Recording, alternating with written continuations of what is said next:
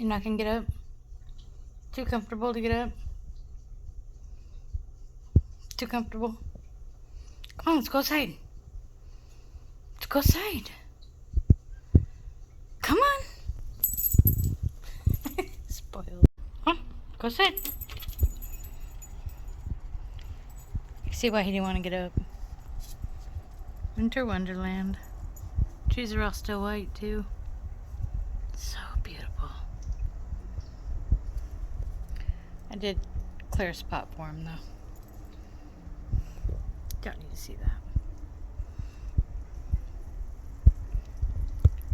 Oh, it's so beautiful though.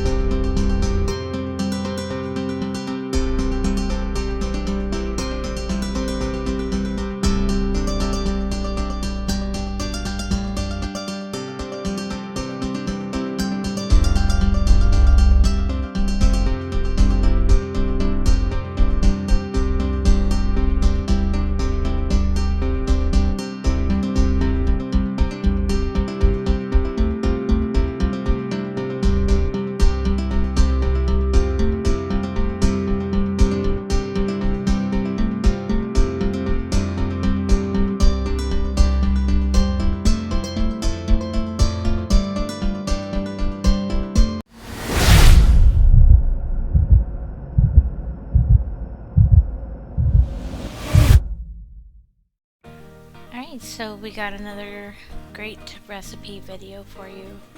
And again, I'm going to do the voiceover because I'm actually kind of having fun with this.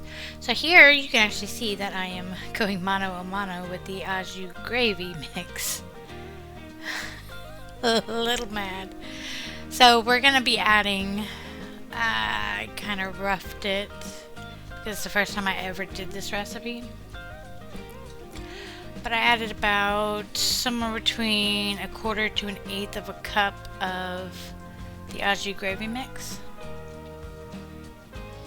And I apologize if anybody hears the meowing in the background. Knight's a little mad I'm not sharing the wet food with him.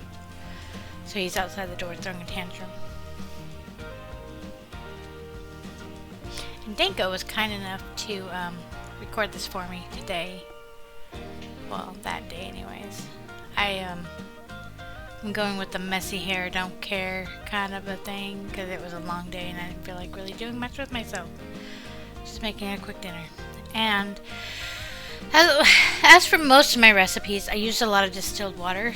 Usually when I'm going to be removing liquid, I won't use distilled water. I'll use a purified water because of how much it likes to just suck things up and everything. But I really wanted a clean flavor, so I just said, forget it. We're just going to go with the distilled water. And you gotta mix it up pretty good and all that other fun stuff. And here I'm using some dehydrated pink oyster mushrooms. They don't stay pink for very long, but you know, they still have really great flavor. And this was pretty much my entire supply. I used about a cup's worth of these, and they reconstitute really well in these type of recipes. Actually, I haven't had an issue with reconstituting dehydrated mushrooms like ever.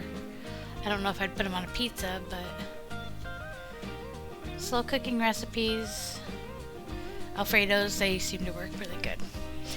And I have about 1 pound of Deer Chislick. This is bigger cut than I usually do, so another reason why I'm slow cooking it. And usually I do not slow cook this recipe.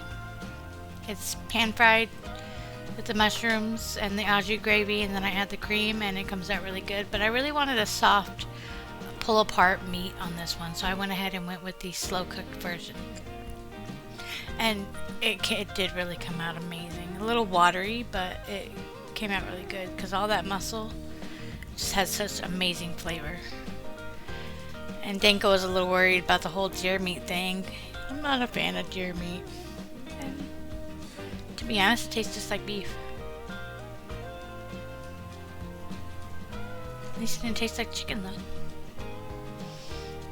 So you want to get the meat in there.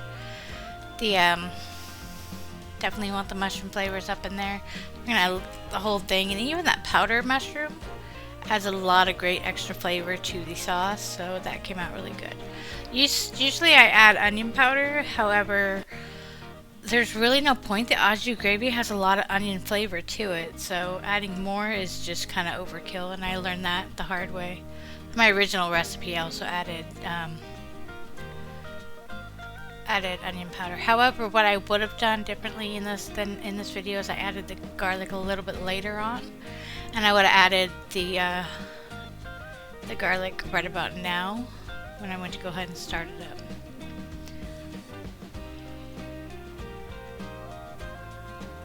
Now I gotta clean all the deer blood off my counter. Alright, so it's been cooking on high for about 3 hours in this part. You can see that the mushrooms are nice and reconstituted. Nice dark broth.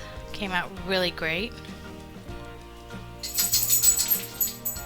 And now my dog's awake too. He's hearing me talk about deer meat. His mouth's watering. As you can see, I got the better than bouillon garlic getting ready to go in. I had to do a little bit of prep work first. And I do apologize, my voice is weird, but I just had a lot of dental work done, which is another reason why I wasn't up in the camera, because I'm still adjusting and it's really not fun. So I'm going to remove a lot of this broth actually. I want to keep some of it in to kind of add the flavor. And obviously I'm losing some of the smaller mushrooms along with it, and you can see the little bit of deer fat that had turned into a nice oil across the top. And it's such a lean meat that you don't get a whole lot. If that was beef, you would have been seeing big giant bubbles, and yeah, it came out a lot smoother.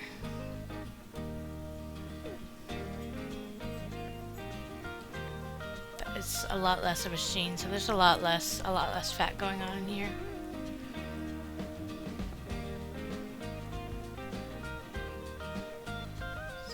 Keep removing that.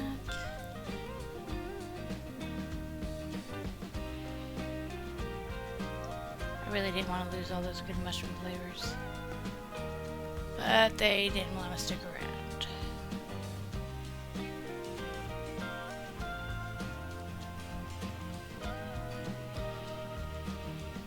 Yeah. And they're no longer pink oysters. They really absorbed a lot of the flavor as well, which is another reason why I like the dehydrated mushrooms for things, because of that reconstituting that goes on. And now I've got as soon as I finish this here, I'm going to start breaking up the meat a little bit more, mostly just because I'd rather get it done now rather than later. Just gonna get a little bit more liquid. But I mean, it's already really soft and tender, so I guess I decided not to. But we're gonna go ahead and fast forward this part because, well, this is boring. Let's not kid ourselves. Sitting here watch somebody shred beef is pretty boring. And I'm not really doing the ASMR videos, so otherwise I'd be showing you all the snowfalls that comes out, which I might actually do. Nice relaxing snowfall video. Problem is most of the time it falls at night, and that's not easy to record. Yeah, this took longer than you think. But I really want to get it all broken up and everything, so the last little bit of cooking was pretty simple. And I still had a few big chunks, which Denko really enjoyed. Alright, finally done. Let's add some garlic. And this is still going to cook for another hour. I just have to add some cream sauce first, which will eventually happen. Probably should have clipped this part of the video out. Here we go.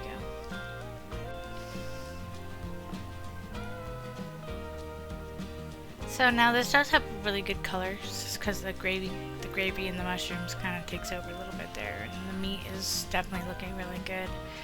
So I'm really happy with that. So now we're just going to kind of push it down a little bit, and then don't know what I thought I saw there. We are going to cover this up and let it cook for about another hour so that that cream flavor can also soak into the meat. And the cream actually absorbs the mushroom flavor as well, and the au jus flavor and all that stuff. So after about an hour of cooking, it's softened up even a little bit more, so the meat's really super tender at this point. The hardest part is trying to drain it, because this one is a lot more runny than I usually make it. That sauce though for dipping that meat in is just amazing. So at this point, if you were going to make this recipe, you want to probably drain it to your liking. I'm pretty sure I could have also added something like tapioca flour, which I never use. I've never once used, but I hear it's the same as basically cornstarch, where it'll really thicken that up. Or you can even just add a little bit of flour. If you add the flour in about, you know, the last half hour or something like that, it would really thicken up the sauce, and then it would also cook out that flour taste. But we serve this with some Brussels sprouts, cut them in half, roast them at 40 degrees or 400 degrees for about 20 minutes with some salt and oil. And that's it. Thanks for watching, guys.